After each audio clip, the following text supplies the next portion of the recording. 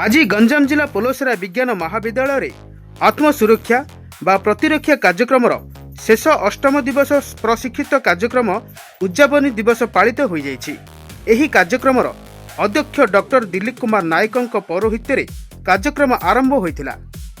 यही कार्यक्रम संयोजिका NCC lieutenant Vinod Kumar दास यही कार्यक्रम परिचालना करथिले। मुख्य अतिथि अवसर प्राप्त डीएसपी विश्वनाथ पंडा जोगदे प्रदीप प्रज्वलन पूर्वक कार्यक्रम शुभ उद्घाटन करथिले। मुख्य वक्ता भावे खोर्धा जिलार विश्व हिंदी परिषदर सभानेत्री प्रमिता पंडा एवं सम्मानित अतिथि भावे जोग देथिले। नारायण पटनायक समवाय समिति बैंकर शाखा परिचालक, वन विभाग 2 जन अधिकारी, वकील ब्रजेंद्र साहू प्रमुख जोग देथिले। एही अवसर रे अतिथि माने उपस्थित आत्मसुरक्षा तालीम प्राप्त छात्री मानकु सुरक्षा एवं आत्मरक्षा प्रतिरक्षा इत्यादि विभिन्न दिग उपरे निज निजर सुचिंतित मंतव्य जरिया मार्गदर्शन देवा सह सेमानक भविष्यत उज्जवल कामना करथिले। 2 जन मास्टर ट्रेनर ज्योति पाणिग्राही एवं अनुसुया बरड 8 दिनर कार्यक्रम ठीक भावे संपादित करिथिबा जोगु सेमानक स्वतंत्र भावे पुरस्कार सह प्रशंसा पत्र एवं तालीम नेइथिबा छात्री समेत एनसीसी छात्री एवं पूर्वरु अनुष्ठित विभिन्न प्रतियोगिता रे कृतित्व हासिल करिथिबा प्रतियोगी छात्री मानकु प्रशंसा पत्र, ट्रॉफी और पदक दिया जाइतिला। परिशेष रे राष्ट्र संगीत जनगण मन सामूहिक भावे गान करा जाइतिला।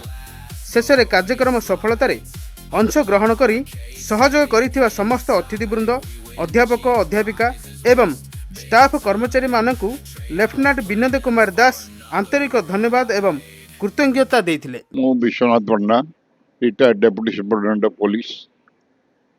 एक्चुअली कार्यक्रम बहुत भल होता। ये जो माने पिला देखा शिखा होची सेल्फ डिफेंस रा एक्चुअली ये गोटे शिक्षा कथा। आजिकल जमी परिवर्तन हलानी समय ये समय सेल्फ डिफेंस आउ सेल्फ प्रोटेक्शन निहाती जरूरी दरकार। जिते पाठ पढ़ु पछे यहाँ निहाती दरकार। आजिकल ये जो प्रिंसिपाल को धन्यवाद ये सब कर मैडम को धन्यवाद मैडम को ये सब कर जो ट्रेनिंग कर आम तरफ शुभेच्छा जनाऊँ। Narayan Patnaik, Aska central cooperative manager. ये जो पोलोसरा साइंस कॉलेज रो जो सेल्फ डिफेंस प्रोग्राम रे मु गोटे पार्ट होते निजक धन्यवाद करुँच। आपण मैंने भी जानते आज समाज नारी केते प्रकार स्ट्रगल करिया पड़ुची। तो यही भाया प्रोग्राम करी गोटे अवेयरनेस क्रिएट करा जाउची जद्वारा कि नारी निजर सेल्फ प्रोटेक्शन निजे नहीं पारिबो।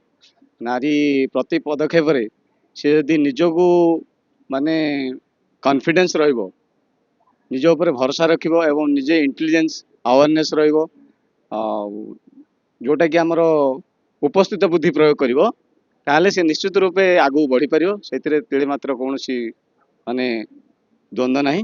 मो अध्यक्ष Polasara science college Polasara Ganjam doctor Dilip Kumar Nayak. आमर पोलोसरा साइंस कॉलेज रे 8 दिन धरी आत्म प्रतिरक्षा ट्रेनिंग चलीथिला। ए ट्रेनिंग प्रति वर्ष दिया जाउछि +3 स्तर से संपर्क रे 8 दिन धरी विभिन्न अतिथि मानक डाकी तांको ट्रेनिंग दिया जाउथिला।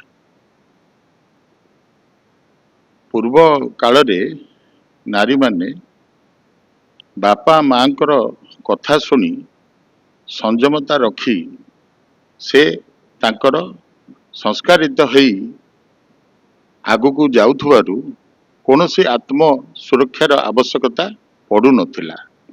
किंतु आधुनिक जगत रे बापा माँ जे कि तांकर बिना स्वार्थ रे काम करंती पिला मानक पई पिला माने सेई भली बापा मांकर कथा को ठीक भाव रे ग्रहण करू नथिवारु वर्तमान आत्म प्रतिरक्षा झियो मानकर आवश्यकता हेउछि। तेणु आमर नारी माने सेमाने होउचंती बहुत धैर्यशीला, स्नेह प्रेम ତାଙ୍କ ପାଖରେ ଭରପୁର ରହିଛି। ତେଣୁ ସେଇ ନାରୀମାନେ ଯଦି ସମାଜକୁ ଏଇ ସ୍ନେହ ପ୍ରେମ ଏବଂ ଆଫେକ୍ସନ ମାଧ୍ୟମରେ ସମାଜରେ ଘଟୁଥିବା ବିଭିନ୍ନ ପ୍ରକାର ଅସାମାଜିକ କାର୍ଯ୍ୟକୁ ସ୍ନେହ ପ୍ରେମ ମାଧ୍ୟମରେ ପ୍ରତିରୋଧ କରିପାରିବେ, ତାହେଲେ ଆତ୍ମ ପ୍ରତିରକ୍ଷା ଆବଶ୍ୟକତା ଆଉ ପଡ଼ିବ ନାହିଁ ବୋଲି ସେମାନଙ୍କୁ ସୂଚନା ପ୍ରଦାନ କରାଯାଉଛି ଏବଂ ସେଥିପାଇଁ ଉଦ୍ୟମ ମଧ୍ୟ କରାଯାଉଛି। ଆଜିକାଲି ଛାତ୍ରୀମାନଙ୍କୁ କହିବି ଯେ ସେମାନେ ନିଶ୍ଚିତ ଭାବରେ ସଂଯମତା ରଖନ୍ତୁ ଏବଂ ମୁଁ ଇନ୍ଦିରା ଗାନ୍ଧୀ ମହିଳା ମହାବିଦ୍ୟାଳୟରେ ଯେତେବେଳେ ଅଧ୍ୟାପନା କରୁଥିଲି, ମାସ୍ ଆକାରରେ ମହିଳା ଛାତ୍ରୀମାନଙ୍କୁ ପଚାରୁଥିଲି ଯେ ପୁଅମାନେ ବେଶୀ ମିଛ କହନ୍ତି ନା ଝିଅମାନେ ବେଶୀ ମିଛ କହନ୍ତି। ମାସ୍ ଝିଅ କିନ୍ତୁ କହିଥିଲେ ଯେ ଝିଅମାନେ ବେଶୀ ମିଛ କହନ୍ତି। ତେଣୁ ମୁଁ କହିବା କଥା ଯେ ସେମାନେ ସବୁବେଳେ ସତ କହିବାକୁ ଚେଷ୍ଟା କରନ୍ତୁ, ମିଛ କହିବା କମ୍ କରନ୍ତୁ, ଯେତେ ପାରିବେ କମ୍ କରନ୍ତୁ। ଯାହାଦ୍ୱାରା ଯେଉଁ ସମାଜରେ ଦୁର୍ଘଟଣା ଘଟୁଛି ପୁରୁଷମାନଙ୍କ କ୍ଷେତ୍ରରେ, ଯଦି ମହିଳାମାନେ ମିଛ କହିଦିଅନ୍ତି ତାହେଲେ ସେମାନଙ୍କୁ ସୁରକ୍ଷା ଦେବା ବଦଳରେ, ସେମାନଙ୍କର ପ୍ରତିରକ୍ଷା ବଦଳରେ ଆହୁରି ଏଭଳି ଅସାମାଜିକ କାର୍ଯ୍ୟ ବଢ଼ିଯିବ। ସେଥିପାଇଁ ସେମାନଙ୍କୁ ମୁଁ କହିବି ଯେ ନିଶ୍ଚୟ ତାଙ୍କର ନାରୀମାନଙ୍କର ଯେଉଁ ନାରୀ ସୁଲଭ ଗୁଣ ସହିତ ଧୈର୍ଯ୍ୟର ସହିତ ସେମାନେ ତାଙ୍କର ରୀତିନୀତି ଜୀବନଯାପନ ସଂସ୍କାରିତ ହେଇ କାର୍ଯ୍ୟ କଲେ ଏଇଭଳି ପ୍ରତିରକ୍ଷା ଟ୍ରେନିଂ ମଧ୍ୟ ଆବଶ୍ୟକତା ପଡ଼ିବ ନାହିଁ। ମୋ ନାଁ ପ୍ରମିତା ପଣ୍ଡା। ମୁଁ ଭୁବନେଶ୍ୱରରୁ ଆସିଛି, ଡିଏସ୍ପି ସାର୍ଙ୍କର ୱାଇଫ୍। ମୁଁ ହିନ୍ଦୀ ପରିଷଦର ପ୍ରେସିଡେଣ୍ଟ ଅଛି ଖୋର୍ଦ୍ଧା ଜିଲ୍ଲାରେ। ଏତେ ସୁନ୍ଦର ପ୍ରୋଗ୍ରାମ ହବ ବୋଲି ଆମେ ଭାବିନଥିଲୁ। 40 ବର୍ଷ ତଳେ ଏଇଠି ପୋଷ୍ଟିଂ ହେଇକି ମୁଁ ନୂଆରେ ମ୍ୟାରେଜ୍ କରିକି ଆସିଥିଲି। ପୋଲସରା ଆମର କମଜୋରି ଥିଲା ଦେଖିବା ପାଇଁ ଦ୍ୱିତୀୟ ଥର। ଆଜି ବନିତା ମ୍ୟାଡାମ୍ ଯୋଗୁଁ ଏଇ ଆଶାଟା ମୋର ସ୍ୱପ୍ନଟା ପୂର୍ଣ୍ଣ ହେଇଗଲା। ଏତେ ସୁନ୍ଦର ଝିଅମାନଙ୍କର ଏଇ ପ୍ରୋଗ୍ରାମଟା ହେଇଥିଲା। ଆମେ ଅପେକ୍ଷାରେ ରହିଲୁ ଆର ବର୍ଷ ବି ଆହୁରି ଉନ୍ନତି କରିକି ଆହୁରି ସୁନ୍ଦର ପ୍ରୋଗ୍ରାମଟି ହଉ। ବହୁତ ବହୁତ ଧନ୍ୟବାଦ ଦଉଛି ଏତେ ଭଲ ଏତେ ସୁନ୍ଦର ପ୍ରୋଗ୍ରାମ ପାଇଁ। ନାରୀମାନେ ଅସୁରକ୍ଷିତ ଆଗରୁ ହିଁ ଅଛନ୍ତି, କମ୍ ବେଶୀ ତୁଳନା କଲେ ହବ। କିନ୍ତୁ ଆଜିକାଲି ଯୋଉ ଉଚ୍ଚ ଶିକ୍ଷିତ ହେଇଗଲେ, ବେଶୀ ପାଠ ପଢିଲେ, ବାହାରକୁ ଗଲେ, ତାଙ୍କ ମନ ଇଚ୍ଛା ବୁଲିଲେ କରିଲେ, ସବୁ ଲୋକ ସେମିତି ଖରାପ ନୁହନ୍ତି, ସବୁ ପୁଅ ପିଲା ଖରାପ ବୋଲି ଆମେ ଧରିଲେ ହବନି। ଅଧେ ହାଫ୍ ହାଫ୍ ଦେଖିଲେ ହବ। ଅଧେ ଝିଅମାନେ ବି ଟିକେ ଓଭର କନଫିଡେନ୍ସ ହେଇକି ପୁଅମାନଙ୍କୁ ଟିକେ ଇଏ କରୁଛନ୍ତି। ସେଇଟା ପାଇଁ ଆମେ ନାରୀକି ସୁରକ୍ଷା ଦେବା, ତାମାନେ ଇଏ ନାହିଁ ଯେ ନାରୀକି ଆମେ ପୁରା ବଢେଇବା, ତୁ ଆକୁ ମାର ତାକୁ ମାର, ଲଢେଇ ଝଗଡା କର, ଇଏ ନାହିଁ। ନ୍ୟାୟ କର, ନ୍ୟାୟ ସାଙ୍ଗେ ନିଜକୁ ନିଜ ପାଇଁ ହିଫାଜତ କର।